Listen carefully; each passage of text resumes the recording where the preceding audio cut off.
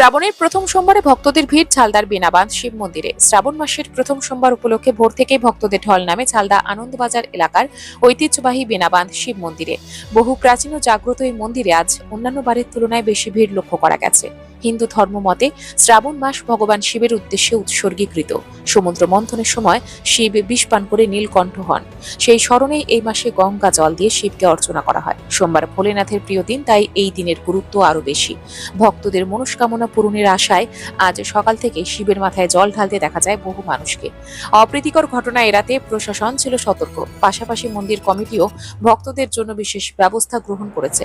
সব মিলিয়ে শ্রাবণের প্রথম সোমবার ধর্মীয় আবেগে ভরে উঠেছে ঝালদা। একই চিত্র ঝালদার বড়গ্রাম শিব মন্দির তথা জেলার অন্যতম লহরিয়া চিরকা সহ অন্যান্য শিব মন্দিরে। হিন্দু শাস্ত্র মতে শিবের শ্রাবণ মাসটা প্রিয় মাস, আর এই সোমবারটা প্রিয় দিন। শ্রাবণ মাসের সোমবারে শিবের পূজা সেবা অর্চনা করা হয়।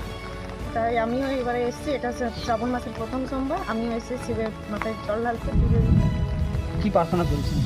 প্রার্থনা করলাম সবাই যেন ভালো থাকে, পরিবারের সবার যেন মঙ্গল হয়। কারণ আজকে শিবের এই মাসটা প্রিয় মাস হচ্ছে, তাই সোমবারে সবাই প্রার্থনা করে যে প্রিয় মাসে পূর্ণতা পাওয়ার জন্য। কোথা থেকে আসছো? ঝালদা বললাম সবার মঙ্গল হয়, আমাদেরও যেন শিবের মাথায় জল ঢালার জন্য, যাতে মা বাবা সবাই ভালো থাকে। কোথা থেকে এখানে লোক আসে এখানে জল ঢালতে? অনেক দূর দূর থেকে আসে।